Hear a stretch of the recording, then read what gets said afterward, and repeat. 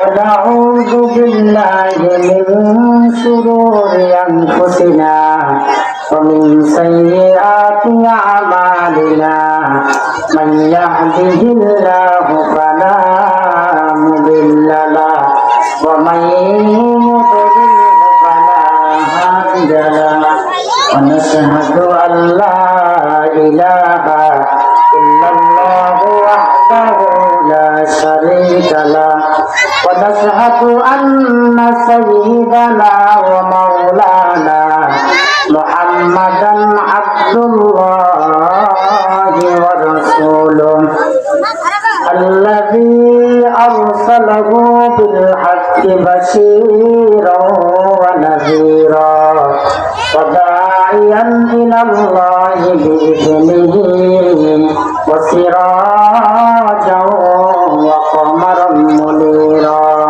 فقد قال الله تعالى في كلامه المجيد والفرقانه الحميد أعوذ بالله من الشيطان الرجيم بسم الله الرحمن الرحيم وإذا سألك عبادي عني فإني قريب أجيب دعوة الداعي إذا دعان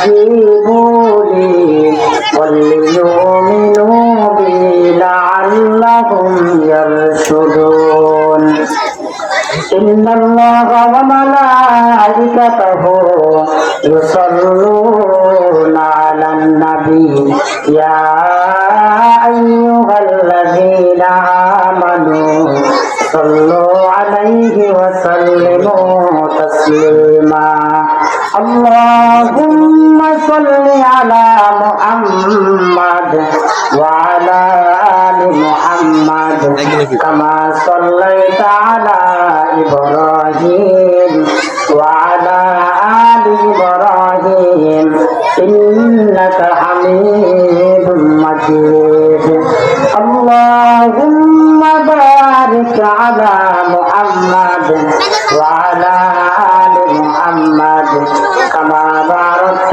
على إبراهيم وعلى آل إبراهيم إنك حميد مجيد رب زدني علما رب زدني علما رب اشرح لي صدري ويسر لي أمري واحلل عقدة من لساني يفقه قولي سبحانك لا علم لنا إلا ما علمتنا إنك أنت العليم الحكيم الحمد لله সর্বপ্রথম বিশ্ব জাহানের মালিক আল্লাহ পাক রব্বুল আলামিনের কাছে লাখো কোটি শুকরিয়া আদায় করি যে মহান মালিক আমাদেরকে আসরের নামাজের পরে একটি দিনী মজলিসে বসার তৌফিক দান করেছেন।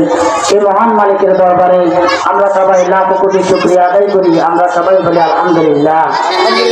দুরূদ ও সালাম প্রেরণ করছে আমাদের নবী বিশ্ব নবী সাইয়্যিদুল মুরসালিন বিশ্ব নবী বিশ্ব নেতা মুহাম্মদুর রাসূলুল্লাহ সাল্লাল্লাহু আলাইহি ওয়াসাল্লামের প্রতি আত্মার মাগফিরাত কামনা করে সকল ভাইদের যারা ঈমান নিয়ে মৃত্যুবরণ করেছেন আল্লাহ রাব্বুল আলামিন যেন সবাইকে মাফ করে দেন, সকল বলে আমিন।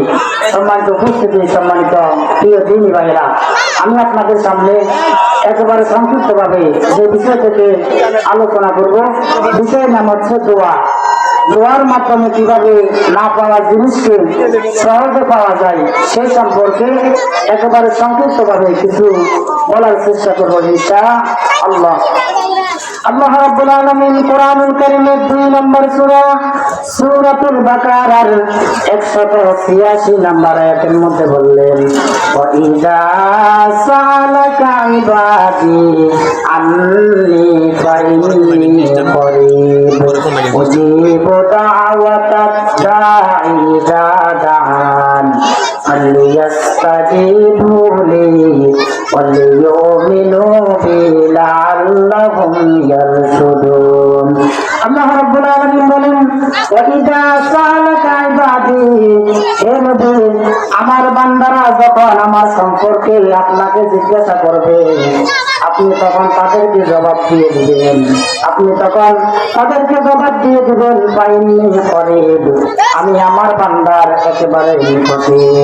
উজিবু দাওয়াতাদ দাঈ ইযা দাআন, যখন আমার কোন বান্দা আমার কাছে দোয়া করবে, আমি তার দোয়ার জবাব দিয়ে দিই। সুবহানাল্লাহ। তাহলে কোন বান্দা যখন আল্লাহর কাছে দোয়া করে, আল্লাহ তাআলা বলেন, আমি আমার বান্দার দোয়ার জবাব দিই।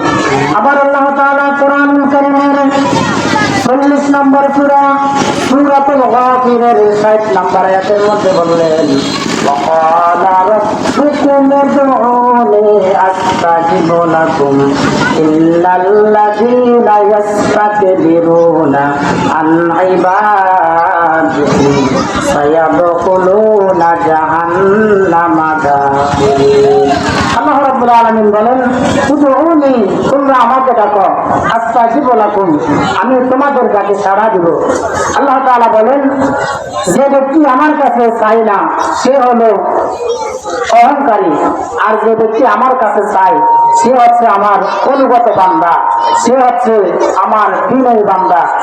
আবার তিরমিজি শরীফের মধ্যে একটি হাদিস এসেছে, বিশ্বনবী সাল্লাল্লাহু আলাইহি ওয়াসাল্লাম বললেন, ইন্না রাব্বাকুম হাইয়ুন কারীম ইস্তাহী মিন ইবাদিহি ইযা রাফআ ইয়াদাইহি ইলাইহি আন ইয়ারুদ্দাহুমা সিফরা।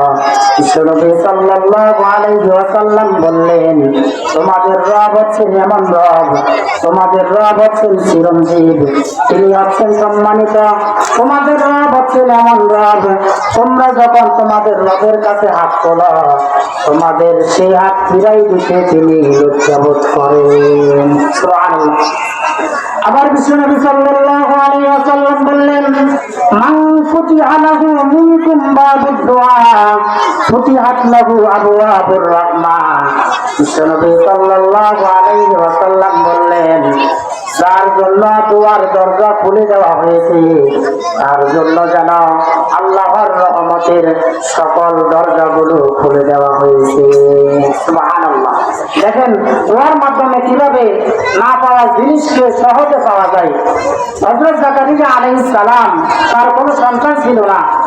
জাকারিয়া আলাইহিস সালামের স্ত্রী ছিলেন বন্দা। আমরা জানি বন্দা নারীর ঘরে কখনো সন্তান হয় না। জাকারিয়া আলাইহিস সালামের যখন কোনো সন্তান ছিল না, জাকারিয়া আলাইহিস সালাম তখন আল্লাহর কাছে দোয়া করলেন।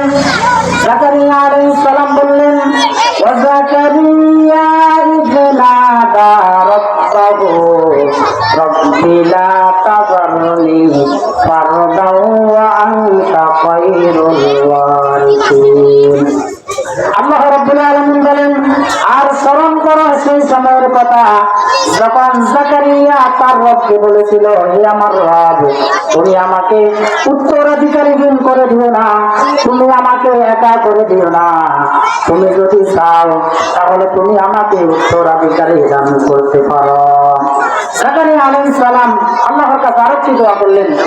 জাকারিয়া আলাইহিস সালাম বললেন, হুনালিকা দাআ জাকারিয়া রাব্বা ক্বালা রাব্বি হাবলি মিন লাদুনকা যুররিয়াতান তাইয়্যিবা ইন্নাকা সামিউদ দুআ। আল্লাহ তাআলা বলেন, আমার নবী জাকারিয়া কেন দোয়া করেছিল শুনুন।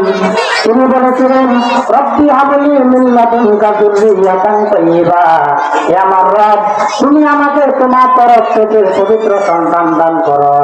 জাকারিয়া আলাইহিস সালাম যখন একনিষ্ঠভাবে আল্লাহর কাছে দোয়া করলেন, আল্লাহ তাআলা তার দোয়া কবুল করলেন এবং তাকে জানিয়ে দিলেন ফাস্তাজাবনা লাহু ওয়া ওয়াহাবনা লাহু ইয়াহইয়া ওয়া আসলাহনা লাহু যাওজা ইন্নাহুম কানু ইউসারিউনা ফিল খায়রাত ওয়া ইয়াদউনানা রাগবান ওয়া রাহাবান ওয়া কানু লানা খাশিঈন। আল্লাহ রাব্বুল আলামিন বলেন, যখন আমার নবী জাকারিয়া আমার কাছে দোয়া করলো, আমি তার দোয়া কবুল করলাম আর তাকে আমি নেককার একটি সন্তান ইয়াহইয়া এর সুসংবাদ দান করে দিলাম। সুবহানাল্লাহ। তাহলে জাকারিয়া আলাইহিস সালাম যখন নিঃসন্তান ছিলেন, জাকারিয়া আলাইহিস সালাম যখন আল্লাহর কাছে দোয়া করলেন, আল্লাহ তাআলা জাকারিয়া আলাইহিস সালামের দোয়া কবুল করলেন এবং তাকে একটি সন্তান দান করলেন। সেই সন্তানের নাম হচ্ছে ইয়াহইয়া আলাইহিস সালাম। এরপর হযরত আইয়ুব আলাইহিস সালাম তিনি একটানা 18টি বছর অসুস্থ থাকলেন। আইয়ুব আলাইহিস সালাম একটানা 18টি বছর রোগাক্রান্ত ছিলেন। 18টি বছর রোগাক্রান্ত থাকার কারণে তার পুরো শরীরটা ফসে গিয়েছিল। তার পুরো শরীর ফসতে ফসতে দেখা গেল শুধুমাত্র তার জিহ্বাটা ভালো ছিল। জিহ্বাটা ভালো থাকার পর এক পর্যায়ে যখন জাকারিয়া আলাইহিস সালামের পুরো শরীরে পছন্দ হলো, তখন তার এলাকার মানুষ, তার পরিবারের মানুষ তাকে ছেড়ে সবাই চলে গেল। এক পর্যায়ে যখন জাকারিয়া আলাইহিস সালামের পুরো শরীর পচার পর তার জিহ্বাটা ভালো ছিল, জিহ্বার মধ্যে যখন পছন্দ ধরা শুরু করলো, তখন আইয়ুব আলাইহিস সালাম আল্লাহর কাছে দোয়া করলেন। আল্লাহ রাব্বুল আলামিন কুরআনুল কারীমের 21 নম্বর সূরা সূরাতুল আম্বিয়ার 83 নম্বর আয়াতের মধ্যে বললেন, ওয়া আইয়ুবা ইয নাদা রাব্বাহু আন্নী মাসসানিয়াদ দুররু ওয়া আনতা আরহামুর রাহিমিন। আল্লাহ তাআলা বলেন, আর স্মরণ করো সেই সময়ের কথা যখন আমার নবী আইয়ুব আমার কাছে বলেছিল, রব্বি হে আমার রব, আন্নী মাসসানিয়াদ দুররু আমি অসুস্থ, ওয়া আনতা আরহামুর রাহিমিন আর আপনি তো হচ্ছেন দয়ালু। এতটুকু কথা যখন আইয়ুব আলাইহিস সালাম বললেন, তখন আল্লাহ রাব্বুল আলামিন জবাব দিলেন।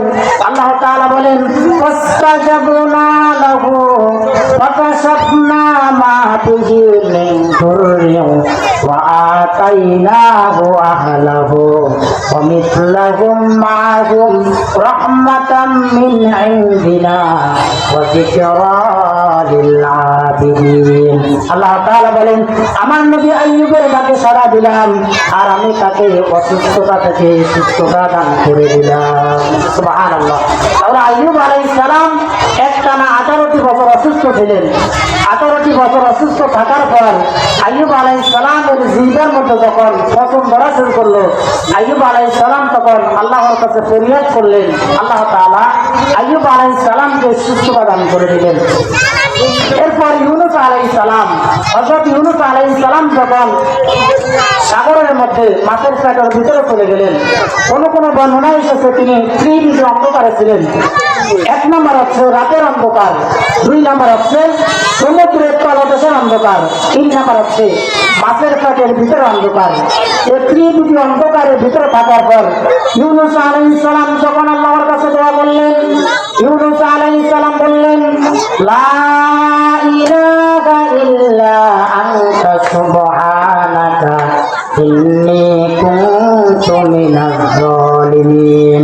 আল্লাহ তাআলা বলেন, ইউনূস আলাইহিস সালাম আমাকে বলল, হে আমার রব, তুমি ছাড়া আর কোনো ইলাহ নাই, তুমি ছাড়া আর কোনো মাবুদ নাই। আমি তো জালেমদের অন্তর্ভুক্তকারী হয়ে গিয়েছি, আমি তো জুলুম করেছি। তুমি যদি আমাকে না বাঁচাও তাহলে কেউ আমাকে বাঁচাতে পারবে না। আল্লাহ তাআলা বলেন, আমার নবী ইউনূসের ফরিয়াদ সমুদ্রে কেউ শুনে নাই, আমার নবী ইউনূসের ফরিয়াদ আসমান জমিনের কোনো ফেরেশতা শুনে নাই। কেউ যদিও আমার নবী ইউনূসের ফরিয়াদ না শুনে, কিন্তু আমি আরশের রব আমার নবী ইউনূসের ফরিয়াদ শুনেছি। শুধু আমি আমার নবী ইউনূসের ফরিয়াদ শুনি নাই, আমি তার ফরিয়াদের জবাব দিয়েছি। ফাস্তাজাবনা লাহু ওয়া নাজ্জাইনাহু মিনাল গাম্মি ওয়া কাযালিকা নুনজিল মুমিনিন। আল্লাহ তাআলা বলেন, আমি আমার নবী ইউনূসের কাছে জবাব দিলাম আর আমি তাকে তার বিপদ থেকে মুক্ত করে দিলাম। সুবহানাল্লাহ। তাহলে পৃথিবীতে আল্লাহ রাব্বুল আলামিন জগতে যারা বিপদের মুসিবতে পড়েছেন, আল্লাহ তাআলা তাদেরকে সাহায্য করেছেন এবং আল্লাহ রাব্বুল আলামিন দোয়ার মাধ্যমে না পাওয়া জিনিসকে সম্ভব করেছেন। এভাবে পৃথিবীতে অসংখ্য নবী রাসূলদেরকে আল্লাহ তাআলা তাদের দোয়ার কারণে তাদের দোয়া কবুল করলেন। দোয়া কবুল করে তাদেরকে আল্লাহ তাআলা বিভিন্ন সময় তাদের দোয়া কবুল করে তাদেরকে দান করলেন। এরপর আমাদের জাতির পিতা ইব্রাহিম আলাইহিস সালাম, তিনিও দেখা গেল ৮৬ বছর পর্যন্ত নিঃসন্তান ছিলেন। ৮৬ বছর পর্যন্ত ইব্রাহিম আলাইহিস সালামের কোনো সন্তান ছিল না। ৮৬ বছর পর্যন্ত ইব্রাহিম আলাইহিস সালাম আল্লাহর কাছে সবসময় একটা দোয়া করতেন, রব্বি হাবলি মিনাস সালিহিন।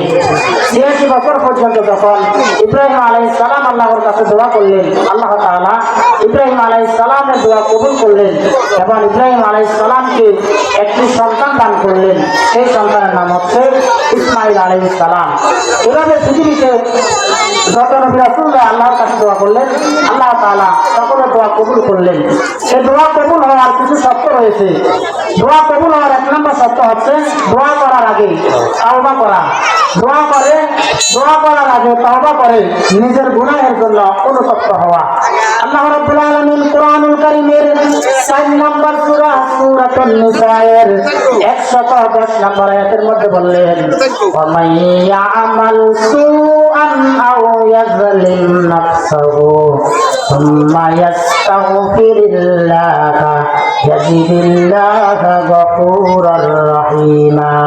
আল্লাহ তাআলা বলেন, আর যে ব্যক্তি কোনো মন্দ কাজ করে, গুনাহের কাজ করে, গুনাহের কাজ করার পর অথবা নিজের নফসের উপর জুলুম করে, জুলুম করার পর সে ব্যক্তি যদি আল্লাহর কাছে তওবা করে, আল্লাহ তাআলা তাকে মাফ করে দেন। সুবহানাল্লাহ। কারণ দুনিয়ার মানুষ অপরাধীকে ফেলে তাদেরকে শাস্তি দেন আর আল্লাহ তাআলা অপরাধী ফেলে তাদেরকে ক্ষমা করে দেন।